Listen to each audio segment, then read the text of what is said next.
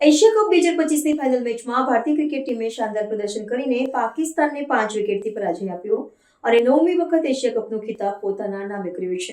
Asia કપની ફાઇનલમાં પાકિસ્તાનને હરાવી ભારતનો વિજય થયો છે. ફાઇનલ મુકાબલો ભારત અને પાકિસ્તાન વચ્ચે રમાયો હતો, જેમાં ટોસ જીત્યા બાદ પાકિસ્તાન પ્રથમ બેટિંગ માટે ઉતરી હતી. ભારતીય બોલરોની દમદાર બોલિંગ સામે પાકિસ્તાની બેટ્સમેન ટકી ન શક્યા અને મર્યાદિત સ્કોર પર સમેટાઈ ગયા.